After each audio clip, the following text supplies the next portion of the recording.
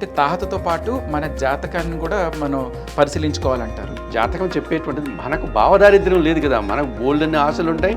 నాకు ఇది అనుకూలం కాని రంగం, కానీ నేను అందులోనే వెళ్ళాలి అనుకుంటే దానికి ఏదైనా పరిహారాలు ఉంటాయా? 100% పరిహారాలు ఉంటాయి. ఒకడేదో 2 తలల పాము అంటాడు, ఒకడేదో స్టార్ తాబేలు అంటాడు, ఇంకొకడు నా దగ్గర బోల్డ్ ఎంత నల్లధనం ఉందండి అంటాడు, మా భూమిలో బోల్డ్ ఎంత లంకిమిద్దులు దొరికాయండి అంటాడు. మనిషి అనేవాడు ఒకసారి వివేకాన్ని కోల్పోతే ఇలాగే పతనాలు చేసుకుంటూ వస్తాడు. నమస్కారం గురుగారు, చాలామంది రుణ బాధలతో సతమతమవుతూ ఉంటారు. ముఖ్యంగా ఆర్థిక ఇబ్బందుల వల్ల రుణ బాధలు ఉంటాయి కొంతమందికి. ఫైనాన్స్ తీసుకోవడం కానీ, లోన్స్ కానీ, ఇలా ఎందుకు జరుగుతుంది? అంటే సహజంగా మనుషులు ఎందుకు అప్పులు చేస్తారు, ఎందుకు రుణాలు చేస్తారు అంటే శక్తికి మించినటువంటి కార్యక్రమాలు చేపట్టడం. అంటే మన సంపాదన ఎంత, మన ఉద్యోగం ఏంటి, లేదా మన వ్యాపారం, వ్యవసాయం, మన ఆదాయం ఎంత ఉంది, మనం ఎటువంటి పనులు చేసుకోవాలి, మన ఆదాయ వనరులను దృష్టిలో పెట్టుకుని మనం చేసుకునేటువంటి కార్యక్రమాలు, అది ఏదైనా కావచ్చు, శుభ కార్యక్రమాలు కావచ్చు, ఒక గృహ నిర్మాణం కావచ్చు, పిల్లల చదువులు కావచ్చు, మన స్థాయికి మించకుండా చేసుకుంటే రుణ బాధలు ఉండదు. కానీ మన శక్తికి మించి మనం చేస్తాం. ఎందుకు ఇలా చేస్తున్నాము, శక్తికి మించి మనం చేస్తున్నాము అంటే పక్కవారి మీద చూసి కంపేర్ చేసుకోవడం. అంటే బంధువులు కావచ్చు, స్నేహితులు కావచ్చు, మన పక్కింటి వాళ్ళు కావచ్చు, ఎదురింటి వాడి శక్తిని బట్టి, వాడిని ఉన్నటువంటి అవకాశాన్ని బట్టి వాడి పిల్లవాడిని బయటకు పంపించాడు విదేశాలకు అనుకున్నాం. వీడికి అంత శక్తి లేదు, అదే చదువు ఇక్కడ చదివించుకోవచ్చు. వాడు లేదు నేను కూడా చదివించాలి, ఏది విదేశాల్లో, దానికోసం అప్పులు చేయడం. ఒకడు వాడి స్థాయిని బట్టి ఒక పెద్ద ఇల్లు కట్టుకున్నాడు. మన స్థాయిలో మనం కట్టుకుంటే సమస్య ఉండదు. సహజంగానే ఇలాంటి కార్యక్రమాలు మన అంచనాలు మించి కొంచెం పెరుగుతాయి ఖర్చులు, పెళ్ళిళ్ళు కావచ్చు, గృహ నిర్మాణాలు కావచ్చు. ఇది అట్లా కాకుండా పక్కింటి వాడు కట్టినట్టే కట్టాలి, మనతో పోల్చుకోవడం, శక్తికి మించినటువంటి పనులు చేయడం. తర్వాత కొంతమందికి మనం ఏం చేస్తున్నాము, మనం ఎంతవరకు అర్హత కలిగి ఉన్నాం ఆ పనులకి, ఒక వ్యాపారం కావచ్చు, చదువు కావచ్చు, ఉద్యోగం కావచ్చు, ఏదైనా కావచ్చు, అది మనకు సరిపడుతుందా, మన ఆరోగ్యానికి సరిపడుతుందా, అలా మన ఆర్థిక పరిస్థితులకి అది సరిపోతుందా అని అంచనా వేసుకోవాల్సి ఉంటుంది. ఈ అంచనా వేసుకునేటప్పుడు ఒక్కోసారి ఏం చేస్తామంటే ఇప్పుడు నేను కాస్త తక్కువగా ఉండొచ్చు, భవిష్యత్తులో ఎక్కువ ఉండొచ్చు అనే భావన ఉంటుంది, తీర్చుకోవచ్చు అని ఒక ఉంటుంది, ఓవర్ కాన్ఫిడెన్స్, నమ్మకం, అత్యాశతో కూడినటువంటిది కావచ్చు, మరొకటి. అలాంటప్పుడు ఏం చేయాలంటే మన జాతకాన్ని ఒకసారి పరిశీలన చేసుకోవాల్సి ఉంటుంది. అంటే మన జాతకంలో ఏ రంగాలు కలిసి వస్తాయి, ఏ చదువులు కలిసి వస్తాయి, ఉద్యోగమా, వ్యాపారమా, వ్యాపారం అయితే ఏ రంగంలో మనం బాగా చేయగలుగుతాము, ఈ ముందుగానే ఒక అవగాహన కోసం, అంటే మనకు ఎంతవరకు అనుకూల పరిస్థితులు ఉన్నాయి, లేవు అని తెలుసుకుంటే సమయము, ధనము వృధా చేసుకున్నా ఉండడానికి అవకాశం ఉంటుంది. ఇప్పుడు ఉదాహరణకు సినిమా రంగము, ఎవరో సినిమా రంగంలో బాగా వచ్చేస్తున్నారని చెప్పి మనం సినిమాని కోట్ల మంది చూస్తున్నాం, బట్ సినిమా రంగంలో ఉన్న వాళ్ళు బహుశా లక్షల మంది కూడా ఉండరు, ఒక వేల సంఖ్యలో ఉండొచ్చు. వాళ్ళని చూసి వీళ్ళందరూ వాతలు పెట్టుకుంటే సినిమాలు చూసే వాళ్ళందరూ నేను సినిమా హీరోలు అయిపోతా, నేను ప్రొడ్యూసర్ని అయిపోతా, దర్శకుడిని అయిపోతా అంటే అది వాడికి రాసి ఉంటే వాడు ప్రయత్నం చేస్తే తప్పకుండా ఎంతో కొంత అందులో వాడు విజయం సాధించవచ్చు. మరి ఆ అవకాశం ఉందా లేదా అని జాతకంలో చూపించుకోవడంలో నష్టం లేదు కదా. ఆ రంగానికి వెళ్ళకముందే పెద్ద పెద్ద రియల్ ఎస్టేట్ సంస్థలు వచ్చేసాయి, బిల్డర్స్ వచ్చేసారు, కోట్లాది రూపాయలు సంపాదిస్తున్నారు, మనం చూస్తున్నాం. మనం కూడా చేస్తాం, రియల్ ఎస్టేట్ బిజినెస్ చేద్దాము అనుకుంటే అది నీకు అనుకూలంగా ఉందా, దానికి ఈ కుజగ్రహం కావచ్చు, ఇంకొక శని గ్రహం కావచ్చు, మిగతా ఇలాంటివన్నీ మనకు అనుకూలంగా ఉంటే మీ జాతకంలో ప్రయత్నం చేయవచ్చు. అంటే తాహతతో పాటు మన జాతకాన్ని కూడా మనం పరిశీలించుకోవాలంటారు. జాతకం మీ తాహతనే చెప్తుంది. జాతకం చెప్పేటువంటిది మనకు భావదారిద్ర్యం లేదు కదా, మనకు బోల్డన్ని ఆశలు ఉంటాయి, బోల్డన్ని అభిప్రాయాలు ఉంటాయి, కోరికలు ఉంటాయి, అది సహజం మానవునికి. అయితే మన యొక్క స్థాయిని, మన శక్తి సామర్థ్యాలని, మనకున్నటువంటి అవకాశాలు ఏంటి అని చెప్పేదే జాతకం.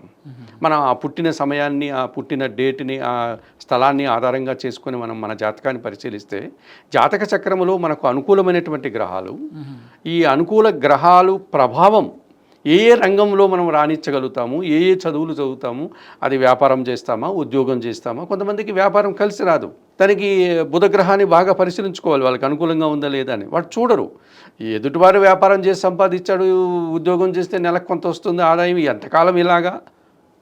మరి నీకు వ్యాపారం కలిసి వస్తే అందులో ఏ వ్యాపారం కలిసి వస్తుందో కూడా చూసుకొని ప్రయత్నం చేస్తే కొంతవరకు నీకు సమయం వృధా కాదు, ధనం వృధా కాదు. అలా కాకుండా మనకు సంబంధం లేనటువంటి వ్యాపారాలు, మనం చేతగాని వ్యాపారాలు, మనకు ఎటువంటి అర్హత జాతకపరంగా లేనటువంటి జోలికి వెళ్ళడం వల్ల తప్పకుండా అందులో నష్టపోతాం. తిరిగి మనం వెనక్కి చూసుకునేటప్పటికి మనమేమి 200 సంవత్సరాలు బతకం. జరగాల్సినంత అయిపోతుంది. పైగా 100 సంవత్సరాలు అంటున్నా కానీ 100 సంవత్సరాలు కూడా ఇప్పుడు లేదు. 60 సంవత్సరాల తర్వాత బోనస్ జీవితం అని చెప్పుకోవాలి. అలాంటి సందర్భాల్లో సమయం తక్కువ ఉంది మనకు, ధనం చాలా విలువైంది. ఈ సమయాన్ని ధనాన్ని వృధా చేసుకోకూడదు అంటే మనం ఒకసారి జాతకాన్ని పరిశీలించుకొని వెళ్ళాలి. శక్తికి మించినటువంటి పనులు చేయకూడదు, పక్కవారితో పోల్చుకోకూడదు. ఎవడి జీవితం వాడిది, ఎవడి అవకాశాలు వాడిది, ఎవడి స్థాయి వాడిది, ఎవడి ఆదాయం వాడిది, దాన్ని బట్టి వాళ్ళు నిర్ణయాలు తీసుకుంటూ ఉంటారు. భగవంతుడు ప్రతి ఒక్కరికి ఒక పాత్ర అనే దాన్ని, జీవిత పాత్ర అని ఇస్తాడు. అందులో ఒక పదార్థం మన జీవన ఆధారము, మనకు జీవన వృత్తి అని ఒకటి ఉంటుంది. దాన్ని మనము అనుకరిస్తూ, దాన్ని అనుసరిస్తూ, దాన్ని అనుభవిస్తూ ముందుకు వెళ్ళాల్సి ఉంటుంది. అలా కాకుండా నా పాత్రలో, నా ప్లేట్లో ఉండే భోజనాన్ని నేను పట్టించుకోకుండా పక్కన క్రాంతి ప్లేట్లో ఏముంది అని చూస్తూ కూర్చుంటే క్రాంతి ప్లేట్లో ఉండేది నాకు రాదు. అవును. ప్లస్ నా ప్లేట్లో ఉండేది చల్లగా అయిపోతుంది. అది ఎందుకు మనకి రాకుండా దాంట్లో ఇంకోటి వచ్చి పడటం ఏదో ఒకటి జరుగుతుంది. కాబట్టి ఎవడి జీవితాన్ని వాడు ఒక అవగాహన కలిగించుకొని, వాళ్ళ శక్తి సామర్థ్యాలు, వాని స్థాయి, ఆర్థిక పరిస్థితులను దృష్టిలో పెట్టుకొని ముందుకు వెళితే అప్పులు బాధలే ఉండవు సహజంగా. కానీ అలా చేయరు కదా మనుషులు కదా, తప్పిదాలు చేస్తూ అప్పులు పాలవుతారు. ఆశ ఉంటుంది. దానికి కారణం ఏంటంటే ఎదుటివారిని పోల్చుకోవడం, ఎదుటివారి జీవితాలతో మనం అలా ఉండాలి, మనం అలా ఇండ్లు కట్టుకోవాలి, మనం అలా బతకాలి అనుకోవడం, శక్తికి మించినటువంటి పనులు చేయడం, అత్యాశతో పనులు చేయడం, ఇవన్నీ కూడా రుణాలకు కారణమవుతాయి. అయితే గురుగారు, ఏదైనా మనం మొదలు పెట్టాలనుకున్నాం, మీరు ఇందాక చెప్పినట్టుగా బిజినెస్ కానీ ఏదో ఒక రంగంలోకి వెళ్ళాలనుకున్నప్పుడు అసలు జ్యోతిషం ప్రకారం మన జాతకాలను ఎలా పరిశీలించుకోవాల్సి ఉంటుంది? మన జాతకంలో ఈ రుణ బాధలకు సంబంధించినటువంటి కొన్ని భావాలు ఉన్నాయి. 12 రాసులు, 12 భావాలు మనకు. మన D1 అనగా రాశి చక్రాన్ని పరిశీలిస్తే మొట్టమొదట మనం చూడాల్సినటువంటిది రాశి చక్రం. దాన్ని T1 అంటాం, డివిజన్ 1, మొదటి చక్రం. ఆ చక్రాన్ని చూసుకున్నప్పుడు అందులో 12 రాసులు ఉంటాయి. 12 రాసుల్లోనూ 9 గ్రహాలు ఉంటాయి. ఈ 12 రాసులు మన లగ్నం నుంచి మనం చూసుకున్నప్పుడు 6, 8, 12 ఈ 3 భావాల్ని బాగా పరిశీలించుకోవాల్సి ఉంటుంది. ఈ 3 భావాలకు అధిపతులైనటువంటి గ్రహాలు ఎవరు, ఈ 3 భావాల్లో ఏ గ్రహాలు ఉన్నారు, వారు ఎంతవరకు మనకు సహకరిస్తారు అని చూసుకోవాలి. తర్వాత మనము ఆదాయం 11వ భావం చూసుకోవాలి. అంటే మనం చేసేటువంటి వృత్తి 10వ భావం. ఆ 10వ భావానికి తగినటువంటి ఫలితం ఇచ్చేది 11వ భావం, లాభభావం. అది ఎంతవరకు మనం చేసే పని ఏంటి, ఆ పని తాలూకు ఫలితం ఏంటి. పని 10వ భావం, ఆ ఫలితం 11వ భావం. ఇక మనం ఏమన్నా కాస్త దాచుకొని మన సంపాదనలో కాస్త నిల్వదనం ఉంచుకునే ఆ భావాన్ని తెలియజేసేది ద్వితీయ భావం. ఈ ద్వితీయ భావమే స్థిరాస్తులు. మనకు తల్లిదండ్రులు వంశపారంపర్యంగా ఉండొచ్చు, ప్రాపర్టీస్, మనము కాస్త దాన్ని మిగలబెట్టుకొని దాన్ని జాగ్రత్తగా పొదుపు చేసుకుండొచ్చు. ఆ నిల్వదనాన్ని చూపించేది ఈ ద్వితీయ భావం. వీటిని అన్నిటినీ పరిశీలిస్తే నీ జాతకపు నువ్వు చేసే పని ఏంటి, ఫలితం ఏంటి, నీ నిల్వదనం ఎంత, సో ఇప్పుడు నువ్వు ఎటువంటి పనులు చేసుకోవాలి అనేటువంటి అవగాహన కలుగుతుంది. గురుగారు, ఇంకొక ప్రశ్న. ఇది కేవలం వ్యాపారాలకి మాత్రమేనా, ఉద్యోగ రంగంలో కూడా ఇది వర్తిస్తుంది? అన్ని రంగాలకి జాతకం అన్నటువంటిది నీకు స్కాన్ చేసినట్టే. నీ జీవితంలో నువ్వు ఇచ్చే డేట్ ఆఫ్ బర్త్లు కరెక్ట్గా ఇచ్చి, టైం ఇచ్చి, ఎక్కడ పుట్టావో ఆ స్థలంగా ఇస్తామంటే నీ జాతకంలో నువ్వు పుట్టినప్పుడు గ్రహ సంచారం ఎలా ఉంది ఆ సంచారాన్ని తెలుపుతుంది. అది మనకు మన జాతకంలో ఉన్నటువంటి ప్లస్లు, మైనస్లు, ఆదాయాలు అన్నిటినీ, మన అనారోగ్యాల గురించి, చదువుల గురించి, వ్యాపారం గురించి, నీ జీవిత భాగస్వామి గురించి, నీ పిల్లల గురించి, నీ తల్లిదండ్రుల గురించి, నీ ఆరోగ్యం గురించి, సర్వస్వాన్ని అది మనకి ఇండికేట్ చేస్తుంది సూచనప్రాయంగా. సో ఇలా మనం తెలుసుకుంటే ఆ రంగాలకి మనం ప్రయత్నం చేస్తే అందులో బాగా సక్సెస్ అవుతాం. లేదంటే ఎక్కడున్న వాళ్ళు అక్కడ ఉండిపోతాం. అంతే కదా, నష్టపోతాం కదా.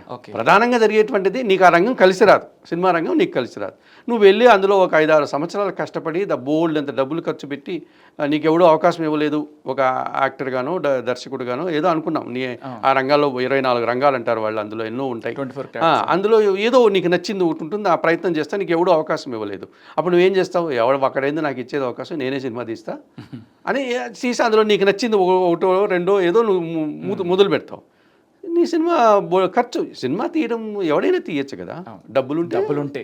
నీకు నీ స్థాయికి సినిమా తీసే శక్తి లేదు, ఫైనాన్స్ తీసుకుంటావు, అప్పు చేస్తావు, సినిమా పూర్తయింది, మరి ఆ సినిమా పూర్తయిన తర్వాత ఆ సినిమా ద్వారా అది రిలీజ్ కావాలి, థియేటర్లోనూ కనబడాలి, ప్రజలు దాన్ని చూడాలి, అది వాళ్ళకి నచ్చాలి, నీకు తిరిగి డబ్బు రావాలి కదా. అవును. ఇప్పుడు ఆ సినిమా ఫీల్డ్లో సినిమా పేరుతో డబ్బును వెదజల్లేసావు, అప్పులు చేసి ఇంకోటి చేసావు. అది కూడా నీ శక్తికి మించిన పని, నువ్వు అనుకున్న బడ్జెట్కి మించిపోతుంది. అది డెఫినెట్గా మరింతగా అప్పులు చేస్తావు, అయినా పూర్తి చేయాలని తపంతో చేస్తావు. చేసిన తర్వాత నీకు రిటర్న్ రావాలి కదా. అది రాకపోతే కొన్ని వేల సినిమాలు రిలీజ్ కాకుండా స్టూడియోలో పడి ఉన్నాయి. రిలీజ్ అయ్యి ఒక రోజు 2 రోజులు ఎప్పుడు వచ్చినాయో కూడా తెలియదు. అలాంటివి ఉన్నాయి. తప్పకుండా ఫెయిల్ అయ్యేటువంటి అవకాశము ఉంటుంది. అలాంటి సందర్భాల్లో ఏమవుతుంది, నువ్వు ఇన్ని సంవత్సరాలు కష్టపడి తీసినటువంటి ఆ సినిమా, ఆ ధనం, నీ కృషి మొత్తం వేస్ట్ అయిపోతుంది. టైం వేస్ట్ అయింది, డబ్బు వేస్ట్ అయింది, అనేక రకాలైనటువంటి సమస్యలు ఎదుర్కొంటావు. అలాగే రియల్ ఎస్టేట్ రంగం కావచ్చు. నువ్వేదో పెద్ద వాడేవాడో పెద్ద బిల్డర్ వచ్చాడు కదా, నేను అలాగా చేస్తానని చెప్పేసి నువ్వు ఒక 50 ఎకరాలు భూమిని కొన్నావు. ఇంకా అందులో కన్స్ట్రక్షన్ మొదలు పెట్టాలి, అపార్ట్మెంట్లు కావచ్చు, విల్లాలు కావచ్చు అని మొదలుపెట్టావు. ఇది నీకు అమ్మినవాడు నేను మోసం చేశాడండి, ఇది వాడిది కాదండి, ఇది వేరే వాడిది, ఇది కబ్జా అని కోర్టు కేసులో పడది. నువ్వు ఎప్పుడు కడతావు, ఆ కేసు నుంచి ఎప్పుడు బయటపడతావు తెలియదు కదా. సో అలాగా నీ జాతకంలో ఆ రియల్ ఎస్టేట్ రంగం నీకు కలిసి ఉంటేనే కదా నీకు ముందుకు వెళ్తావు. లేకపోతే ఆ డబ్బు పోతుంది, సమయం అంతా వేస్ట్ అవుతుంది, అశాంతికి గురవుతావు. ఈ రకంగా మానవులు అత్యాశతో, శక్తికి మించినటువంటి కార్యక్రమాలతో, ఎదుటివారితో చూసి వాళ్ళలాగా మనమని వాతలు పెట్టుకొని చేయడం వల్ల అప్పులు చేస్తారు. చాలామందికి ఇంకొక ప్రశ్న కూడా ఉంటుంది, నాకు ఇది అనుకూలం కాని రంగం, కానీ నేను అందులోనే వెళ్ళాలి అనుకుంటే దానికి ఏదన్నా పరిహారాలు ఉంటాయా? 100% పరిహారాలు ఉండదు. ఎందుకంటే రైతు అనేవాడు వాన కూర్చున్నప్పుడు ఆ పొలాన్ని అదునుగా చేసుకొని వాడు దాన్ని దున్ని ఎరువులు వేసి విత్తనాలు వేస్తాడు. అది సహజం, అవును, అది అనుకూల పరిస్థితులు. తప్పకుండా ఆ విత్తనం పంటగా మారుతుంది, వాడికి ధాన్యాన్ని అందిస్తుంది. అలా కాకుండా ఎండాకాలం, వేసవికాలంలో నేను విత్తనాలు వేస్తాను అంటే ఏమవుతుంది? మొలకలు రావు, పక్షులు తినేస్తాయి, అది భూమిలో ఎండిపోతుంది, నీ ప్రయత్నం వృధా అవుతుంది. నీ జాతకంలో నీకు అనుకూలించిన రంగాల వైపు నువ్వు బలవంతంగా వెళుతావంటే నువ్వు నిరాశ గురవుతుంది.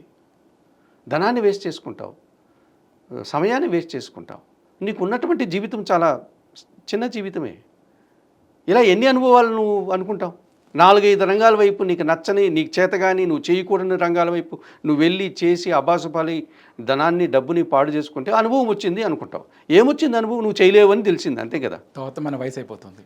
ఇలా 4 అనుభవాలు అయిపోతే నీ జీవితం అయిపోతుంది కదా, నువ్వు ఏం సాధించినట్టు. కనుక మనం సమయాన్ని, ధనాన్ని వృధా చేయకూడదు. భగవంతుడు ఇచ్చినటువంటి జీవితాన్ని సద్వినియోగం చేసుకోవాలంటే మనకు ఏ గ్రహాలు అనుకూలంగా ఉన్నాయో అటువంటి కార్యక్రమాలు చేసుకోవాల్సి ఉంటుంది. కాబట్టి ఎప్పుడు కూడా అత్యాశతో కానీ, శక్తికి మించిన పనులు కానీ, ఏ పక్కవారితో అనుకరించి కానీ మనం చేయకూడదు. ఓకే గురుగారు, మళ్ళీ మనం మాట్లాడుకున్నట్టుగా రుణ బాధలు అవి మనకి తొందరగా తీరాలనుకుంటే ఏదైనా పరిహారాలు ఉంటాయా? ఇప్పుడు తెలుసో తెలియకో మనం ఎన్ని చెప్పినా చేసే పనులు కొంతమంది చేస్తూనే ఉంటారు. ఎందుకంటే వాడి జాతకంలో కూడా అవి కూడా కనిపిస్తాయి మనకు. ఎవరు చెప్పినా వాడు ఏనాడు వాడికి నచ్చిన పని చేస్తాడు. మీరు అన్నట్టుగా అటే సైడే వెళ్ళాడు, అప్పులు చేసేసాడు, అప్పుల పాలైపోయింది. ఇప్పుడు తెలుసుకున్నాడు, ఈ రంగం నాకు పనికిరాదు, నేను బోల్డ్ ఎంత అప్పు చేశాను, అప్పు కట్టాలి కదా, దానికి వడ్డీలు, మోపిడు, అవును, తడిసి మోపిడు అయింటుంది కదా. ఈ అప్పులు తీర్చుకోవడానికి ఏం చేశారంటే వీడు మొదటే ఒక తప్పు చేశాడు, వానికి సరిపడని, వానికి అనువుగానేటువంటి రంగం వైపు వెళ్ళాడు, అప్పులు చేశాడు, ఆ ప్రయత్నం చేశాడు. ఇప్పుడు అప్పుల పాలైపోయాడు, తీర్చుకోవాలి. తీర్చుకునేటప్పుడన్నా వీడు కన్స్ట్రక్ట్గా ఆలోచిస్తాడంటే ఆలోచించడం. ఇప్పుడేం ఆలోచిస్తాడంటే చట్ట వ్యతిరేకమైనటువంటి, అత్యాశతో కూడినటువంటి అవినీతి కార్యక్రమాల ద్వారా ఏమన్నా బయటపడచ్చా, మళ్ళీ దానికి వాడి కారణాలు వెతుకుతాడు. వాడెవడో చేశాడండి, పెద్ద మోసం చేసి బోల్డెన్ సంపాదించాడండి, ఇంకొకటి ఎవడో రాజకీయ నాయకుడు చేశాడండి, ఇంకొక వ్యాపారవేత్త చేశాడండి అని వాడు మనకు ఉదాహరణలు చూపిస్తాడు. సో ఎవడో ప్రపంచంలో కోటికోకడు చేసింటే వాడి కూడా అంతిమంలో వాడి అపజయం ఉంటుంది. వాడు చట్టానికి దొరికిపోతాడు, జైలుకి వెళ్ళింటాడు. వీడు అది చెప్పడు, వాడు డబ్బు సంపాదించేశాడండి, షార్ట్ కట్ మెథడ్స్లో వెళ్ళి నేను కూడా అలా చేస్తాను అంటాడు. అలాంటివి బోల్డ్ అని ఆకర్షణీయంగా మనకు సమాజంలో కనిపిస్తాయి. గ్యాంబ్లింగ్ కావచ్చు, ప్యాకాట కావచ్చు, గుర్ర పందాలు కావచ్చు, ఇంకా కొంతమంది జనాలు ఈజీ మనీ, క్విక్ మనీ కోసం ఎదురు చూస్తూ ఉంటారు. ఆల్రెడీ ఒక తప్పు చేశాడు, మళ్ళీ ఒక తప్పు చేస్తున్నాడు వీడు. అంటే అవినీతి కార్యక్రమాల్లో, చీకటి కార్యక్రమాల వైపు వెళ్ళి తొందరగా డబ్బు సంపాదించేసి అప్పుల నుంచి బయటపడదామనేటువంటి ఒక షార్ట్ కట్ మెథడ్ వైపు ఆకర్షణ బాగుంటుంది కదా చెడు అటువైపు వెళ్తున్నారు. రకరకాల సమాజంలో ఉన్నాయి అలాంటి కాసుకూర్చు ఉంటాయి. ఇలాంటి వాళ్ళు దొరికితే చాలు వాళ్ళు మోసం చేయడానికి, ఆ రంగంలో దింపడానికి. ఒకడేదో ఐస్ పుల్లింగ్ అంటాడు, ఒకడేదో 2 తలల పాము అంటాడు, ఒకడేదో స్టార్ తాబేలు అంటాడు, ఇంకొకడు నా దగ్గర బోల్డ్ ఎంత నల్లధనం ఉందండి అంటాడు, మా భూమిలో బోల్డ్ ఎంత లంకిమిద్దులు దొరికాయండి అంటాడు. ఎన్ని రకాలు ఉన్నాయో అన్ని రకాలుగా వీడు మోసపోతాడు. మళ్ళీ ఈ రకంగా ఒకసారి చేసిన తప్పుకు ఇంకో స్టెప్ దిగుతాడు. అదేదో భర్తృహరి సుభాషితాలని మనకు సంస్కృతంలో ఒక అద్భుతమైనటువంటి సుభాషితం ఉంటుంది. దాన్ని తెలుగులో ఏనుగు లక్ష్మణి కవి ఎవరో రాశారు. ఆకాశంబు నుండి శంభుని శరంబందుండి సీతాద్రి సుశ్లోకంబైన హిమాద్రి నుండి భువి భూలోకంబునందుండి యస్థోకాంబోది పవనాందోలోకమున్ చేరే గంగాసుత పెక్కు బంగులు వివేక భ్రష్ట సంపాతముల్ అంటాడు. దీని అర్థం ఏంటంటే ఎక్కడో స్వర్గంలో ఉన్నటువంటి గంగాదేవి ఒక్కసారికి దిగిందట. ఏదో ఆ భగీరథుని యొక్క వరం కోసం వాడు వేడుకున్నందుకు వానికి సరే దిగుతానయ్యా పాపం భూలోకానికి వస్తానది. మరి నేను దిగితే నన్ను పట్టుకో శక్తి ఎవరికి అంటే అమ్మ ఈశ్వరుడి. సో అక్కడ స్వర్గం నుంచి శివుని తలపైకి పోన్లే ఒక స్టెప్పు ఆయన తల మీదన్నా ఉంది మహానుభావుడు అనుకుంటే, అక్కడి నుంచి హిమాలయాలు, అక్కడి నుంచి భూమి నుంచి సముద్రం నుంచి పాతాళ లోకానికి దిగజారిపోయిందట. మనిషి అనేవాడు ఒకసారి వివేకాన్ని కోల్పోతే ఇలాగే పతనాలు చేసుకుంటూ వస్తాడు. ఒకసారి వాడికి చేత కానీ వానికి అనువు కానీ వ్యాపారం చేశాడు, నష్టపోయాడు. ఇప్పుడు తప్పుడు పనుల ద్వారా ఆదాయం చేయాలని చెప్పి మళ్ళీ ఇంకొంచెం దిగజారిపోతున్నాడు. ఈ రకంగా మనిషి రకరకాలుగా తప్పు చేసుకుంటూ వాడు పూర్తిగా పోతాడు. చివరికి ఎక్కడో చోట వాడు రియలైజ్ అవుతాడు. మనం ఇంకా అప్పటికి మ్యాక్సిమం వారి సమయం జీవితం అయిపోయి ఉంటుంది. అప్పుడు రియలైజ్ అవుతాడు. ఏది చేతులు కాలిన తర్వాత ఆకులు పట్టుకున్నాడు అంటారు. అలాంటి పరిస్థితుల్లో ఏం చేస్తాడంటే వాడు ఇప్పుడు కష్టపడతాడు, నేను ఉద్యోగం చేసేస్తాను అంటాడు. సినిమా కాదు కదా. ఒకవేళ చేసినా ఒకరోజు తెల్లవారి నుంచి సాయంత్రం వరకు కూడా ఆటో తిప్పేసో లేకపోతే రిక్షా దొక్కేసో డబ్బులు తెచ్చి ఇచ్చేయడానికి ఇది సినిమా రంగం కాదు కదా. ఇది జీవితంలో వాడు అనుకున్నటువంటి సులభంగా డబ్బు సంపాదించారు. ఉద్యోగం చేస్తే ఎంత వచ్చేస్తుంది మీరు అన్నట్టు దొరకడం కష్టం. ఒకవేళ దొరికినా ఎంత వచ్చేస్తుంది వీడికి. పైగా నీకు ఆ పరిస్థితుల్లో నువ్వు ఉద్యోగం చేయగలిగే శక్తి కూడా ఉండదు. ఈ రకంగా ఆలోచించి ఏం చేస్తాడంటే చివరికి ఉన్నటువంటి వాడికి స్థిరాస్తులు తల్లిదండ్రులు ఇచ్చిందో లేదా వాటికి ఉన్న ఇల్లు ఇంకొకటో ఏదో బంగారము ఉన్నదాన్ని అమ్మి ఎంతో కొంత కడతాడు. అప్పటికీ అప్పులు ఉంటాయి, పూర్తిగా తీర్చలేడు. ఈ వేదనతో బాధలు, అశాంతి, అనారోగ్యాలు స్టార్ట్ అవుతాయి. ఈ రకంగా మనిషి ఒకదాని మీద ఉన్నటువంటి ఆరోగ్యాన్ని పోగొట్టుకుంటున్నాడు, వయస్సును పోగొట్టుకుంటున్నాడు, విలువైనటువంటి సమయాన్ని పోగొట్టుకుంటున్నాడు, ధనాన్ని పోగొట్టుకుంటున్నాడు. తన దగ్గర లేకుండా అప్పులు తెచ్చి అప్పులు పాలయ్యి వాటి కోసం ఎండమావుల వెంట పరిగెత్తినట్లు పరిగెడుతూ ఉంటాడు. ఇది జ్యోతిషశాస్త్రం క్లియర్గా చెప్తుంది ఈ విషయాలన్నీ. గురుగారు మీరు ఇందాక చెప్పారు ముందుగా చూసుకుని జాతక పరిశీలన చేసుకుని దాని ప్రకారం మనం ముందుకు వెళ్ళాలి అన్నారు. ఒకవేళ తెలియకుండా పొరపాటున వాళ్ళు ఏదో ఒక బిజినెస్ ఏదో ఒకటి స్టార్ట్ చేశారు, అందులో ఇబ్బందులు పడుతున్నారు. సో అలాంటి వాళ్ళు బయటకు రావడానికి ఏమైనా పరిహారాలు ఉంటాయా, లేకపోతే ఏదైనా మార్గం ఉంటుందా? ఒకటి, అసలు ముందుగానే ఏదైనా ఒక కార్యక్రమం చేసేటప్పుడు ఉద్యోగం కోసము వ్యాపారం కోసము ఇది చూసుకుంటే అటువైపు వెళ్లకుండా సమయాన్ని ధనాన్ని వృధా చేసుకోకుండా కొంతవరకు సద్వినియోగం చేసుకుంటారు. సరే వాడు చూసుకోలేదు, వాళ్ళ కర్మానుసారం వెళ్ళారు, ఇబ్బందులు పాలయ్యారు, అప్పులు పాలైపోయారు, ఇప్పుడు అప్పులు తీర్చుకునే బాధల్లో ఉన్నారు, లేక ఇవన్నీ మనం చూస్తూ ఉంటాం. ఇప్పుడైనా వారు కాస్త కనువిప్పు కలిగి ఏమైనా బాగుపడేటువంటి సూచనలు ఉంటే ఆ జాతకాన్ని ఒకసారి కానీ పరిశీలిస్తామంటే లగ్నము నుంచి ఉన్నటువంటి 6వ ఇల్లు, దీన్ని షట్భావము అని పిలుస్తాం మనం, దీన్ని శత్రుస్థానము అంటాం. ఈ 6వ భావము ఏం చెప్తుందంటే రుణ రోగ శత్రువుకు సంబంధించిన విషయాలు చెప్తుంది. అంటే నువ్వు అప్పులు చేస్తావు అని చెప్తుంది, నీకు ఆర్థిక సమస్యలు వస్తాయి అని చెప్తుంది, శత్రువులు ఉంటారా బాబు అని చెప్తుంది, నీకు రోగాలు వస్తాయి అని కూడా చెప్తుంది. దీన్ని 6వ భావము అని పిలుస్తాం. మన లగ్నం నుంచి అక్కడ ఏ గ్రహం ఉంటే ఆ గ్రహానికి సంబంధించినటువంటి అప్పులు చేస్తాడు వీడు. 6వ ఇంట కుజుడు ఉన్నాడు అనుకోండి, భూములు కొనడానికో దేనికో తప్పులు చేస్తాడు. 6వ ఇంట చంద్రుడు శుక్రుడు ఉన్నాడు అనుకోండి, ఈ సినిమా రంగం వైపు వెళ్తాడు. ఈ రకంగా వాడు ఏదో ఒక ఆ గ్రహాన్ని ఆధారంగా చేసుకుని ఆ రకంగా వాడు వెళ్ళి ఆ రకమైన ఆర్థిక సమస్యల్లో అప్పులు పాలవుతాడు. శత్రువులు అప్పులు తీసుకున్న తర్వాత కట్టకపోతే శత్రువులేగా తయారవుతారు. అది ఆ బాధలు ఎక్కువైనప్పుడు అనారోగ్యాలు వచ్చేస్తాయి, ఇవన్నీ వస్తాయి. ఇక 8వ భావం అష్టమ భావం, ఇది దీర్ఘకాలికమైనటువంటి రుణాలను తెలియజేస్తుంది, దీర్ఘకాలికమైనటువంటి అనారోగ్యాలని తెలియజేస్తుంది, నీ ఆయుష్ని తెలియజేస్తుంది, నీ ఆరోగ్యాన్ని తెలియజేస్తుంది.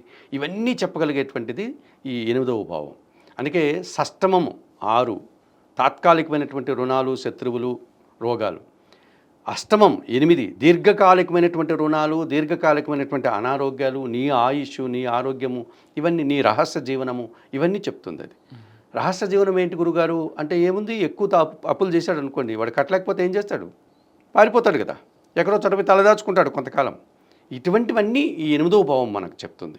సో ఆ గ్రహం ఏంటో తెలుసుకోవాలి. ఆ 8వ అధిపతి ఎవడు, భావాధిపతి, అక్కడ ఏ గ్రహాలు ఉన్నాయి చూసుకోవాలి. ఇక 12వ భావం నీకు నీ లగ్నానికి వెనకమైనటువంటిది వ్యయభావం అంటాం దాన్ని. ఇది హాస్పిటలైజ్, జైలు, ఒంటరితనం, ఖర్చులు, ఇవన్నీ చెప్తుంది. సో వీడు అనారోగ్యం పాలైతే హాస్పిటల్కి వెళ్తాడు, తప్పుడు పనులు చేసి జైలుకి వెళ్తాడు, లేకపోతే ఒంటరితనంతో ఎక్కడో పోయి లోన్లుగా డిప్రెషన్లో ఏదో ప్రాబ్లం ఉంటాడు. ఇటువంటి కారణం అది ఖర్చులు తెలియజేస్తుంది. అన్ని రకాల ఖర్చులు, ఖర్చు అంటే ధనం ఒకటే కాదు, వాడి సమయము, వాడి తెలివితేటలు, వాడి ప్రతిభ అన్నిటి తెలియజేస్తుంది. ఆ రకంగా ఈ 6, 8, 12 వీటిని దుస్థానాలు అని పిలుస్తాం జ్యోతిష్ శాస్త్రంలో. వీటిని పరిశీలించుకొని ఈ 3 భావాలు ఏవైతే ఉన్నాయో 6, 8, 12 ఈ భావాలకు సంబంధించినటువంటి గ్రహాలు, ఈ భావ అధిపతులు లేక ఆ భావాల్లో ఉన్నటువంటి గ్రహాలు, వీటికి పరిహారాలు నిర్వర్తించుకోవాలి. ఈ పరిహారాలు నిర్వర్తించుకుంటూ మనం ముందుకు వెళ్ళాలి. ఇంకో క్వశ్చన్ కూడా అడగచ్చు మీరు, అసలు నాకు జాతకమే లేదు, తెలీదు ఇవన్నీ చాలామంది అనేటువంటి ఏ డేట్ ఆఫ్ బర్త్ కూడా తెలియదండి, స్కూల్లో ఏదో రాశారండి, అది నిజమో కాదో తెలియదు, మా పెద్దవాళ్ళు ఎవరూ లేరండి, ఆ రోజుల్లో మా వాళ్ళకి తెలియదండి. అందులో నిజము ఉంటుంది, కొంతమంది ఇలా నిజంగా కూడా ప్రయత్నం కూడా చేయరు, తెలుసుకునే ప్రయత్నం చేయి. వాళ్ళంతా ఏం చేయాలి అంటే, సహజంగా మనకు జాతకం తెలిసినా తెలియకపోయినా మన జీవితంలో అప్పులు చేయడానికి ప్రధానమైనటువంటి కారణం కుజగ్రహం. సాధారణంగా ఇప్పుడు మనకు డాక్టర్ అందుబాటులో లేడు, తలనొప్పి వచ్చింది అనుకోండి, ఎవరిని ఆధారపడతాం, ఒక మెడికల్ షాప్ వాడినో ఎవడో కాస్త జ్ఞానం ఉన్నవాడినో ఆ వైద్యం మీద అవగాహన ఉన్నవాడిని అడుగుతాం, వాడేదో టాబ్లెట్ ఇస్తాడు టెంపరవరీ రిలీఫ్ కోసం. అట్లాగా మనం జాతకంలో అప్పులకు కారణం అన్నటువంటిది కుజగ్రహం. వీడు ఆ ఎమోషనల్, అది చేసేద్దాం ఇచ్చేద్దాం అనేటువంటి చేసి ఇరుక్కోవడం, అటువంటి ధైర్యం, సాహసం, అన్నీ ముందుకెళ్ళిపోదాం అనే దూకుడుతనం కలిగినటువంటి వాడు ఈ కుజుడు. ఈ కుజగ్రహం ఒక విధంగా అప్పులకి కారణమవుతాడు. అలాగే కాబట్టి ఈ కుజగ్రహానికి అధిష్టాన దేవత సుబ్రహ్మణ్య స్వామి, ఆయన ఆరాధన చేయాలి. మంగళవారం రోజు సుబ్రహ్మణ్య స్వామిని అభిషేకించడం, మంగళవారం రోజు కందులు దానం చేయడం, ఆయనకి ఇష్టమైనటువంటి ఎర్రటి పళ్ళు నైవేద్య సమర్పణ చేయడం, ఎర్రటి పూలతో ఆయన ఆరాధించడం, అలంకరించడం. సుబ్రహ్మణ్య స్వామికి బోల్డ్ అనేటువంటి స్తోత్రాలు ఉన్నాయి, సుబ్రహ్మణ్యాష్టకం, సుబ్రహ్మణ్య కరావలంబ స్తోత్రం, సుబ్రహ్మణ్య భుజంగ స్తోత్రం, అలాంటివి నిత్యం పారాయణం చేసుకుంటే కొంతవరకు రుణ బాధల నుంచి, రుణం మోసపోకుండా, తప్పిదాలు చేయకుండా, అప్పులు చేయకుండా, చేసిన అప్పులు తీర్చుకోవడానికి కొంతవరకు అది పరిహారంగా ఉపయోగపడుతుంది. ఇక నిరంతరం మనిషిని ఎప్పుడూ బాగు చేసేటువంటిది గణపతి. నిత్య గణపతి ఆరాధన చేసుకోవాలి. అందుకే మన వాళ్ళు రుణ విమోచన గణేశ స్తోత్రం అని కూడా ఒకటి రాసి పెట్టారు మన పెద్దలు. ఈ స్తోత్రాన్ని నిరంతరం చదువుకోవడం, స్వామివారికి నిరంతరం పూజలు చేయడం, గరికమాలను సమర్పించడం, ఒక చిన్న గణపతిని పెట్టి రోజు ఆయనకి అర్చన, ధూపదీప నైవేద్యాలతో అలంకరించడం, ఆయన గణపతి ద్వాదశనామ స్తోత్రం, గణేశాష్టకం చదువుకోవడం, అలాగే ఉలవలను బాగా ఉడికించి బెల్లం పుడుతూ గోవులకు ఆహారంగా పెట్టడం, ఇవన్నీ చేస్తే రుణ విముక్తి పొందడానికి అవకాశం కనిపిస్తుంది. అట్లాగే మనకు ప్రధానంగా అత్యాశ కారకుడు ఎవడు? రాహు. ఈ రాహు గ్రహం నుంచి మనం బయటపడాలంటే దుర్గాదేవిని ఆరాధించాలి, లేక చాముండేశ్వరి అమ్మవారిని దర్శనం చేసుకోవాలి. అట్లాగే మనకు తెలుసో తెలియక తప్పిదాలు, తర్వాత ఇవన్నీ పొరపాట్లు జయించేవాడు మహానుభావుడు కర్మకారకుడు శని భగవానుడు. సో ఆయనకు సంబంధించిన అధిష్టాన దేవత ఎవరు? పరమశివుడు కానీ ఆంజనేయ స్వామిని కానీ ఆరాధించాలి. ఈ రకంగా మనము మన జాతక చక్రములో మనకు తెలిసినా తెలియకపోయినా సుబ్రహ్మణ్య స్వామి ఆరాధన చేస్తే అప్పుల నుంచి కాస్త బయటపడడానికి అవకాశం ఉంటుంది. గణపతి ఆరాధన చేసుకుంటూ వెళుతామంటే తప్పిదాలు చేయకుండా భగవంతుడు కొంతవరకు మనల్ని ఆ తప్పుడు వైపు వెళ్లకుండా కాపాడుతాడు. ఒకవేళ వెళ్ళినా ఆ విఘ్నాల నుంచి బయటపడేసి ఆ బాధల నుంచి రుణ విముక్తి కలిగించడానికి గణపతి ఉపయోగపడతాడు. అసలు అత్యాస వైపే వెళ్లకుండా కాపాడేటువంటిది రాహుగ్రహం కనుక ఆ రాహుగ్రహాన్ని మనకు జాతకంలో గన నువ్వు అటు సైడ్ వెళ్ళు, తప్పు చెయ్యి అని కానీ ఆ గ్రహం మనల్ని ప్రేరేపిస్తూ ఉంటే ఆ గ్రహం అనుకూలించుకోవడానికి కనకదుర్గాదేవిని కానీ చాముండేశ్వరి అమ్మవారిని నిరంతరం మనం ఆరాధన చేసుకోవాలి. రాహుకేతు పూజలు చేసుకోవాల్సి ఉంటుంది. అలాగే శని భగవాను అనుకూలించడం కోసం శివారాధన కానీ ఆంజనేయ స్వామి ఆరాధన కానీ చేస్తే కొంతవరకు తప్పులు చేసిన వారు ఆ రుణబాధల నుంచి తొందరగా బయటపడడానికి అవకాశం ఉంటుంది.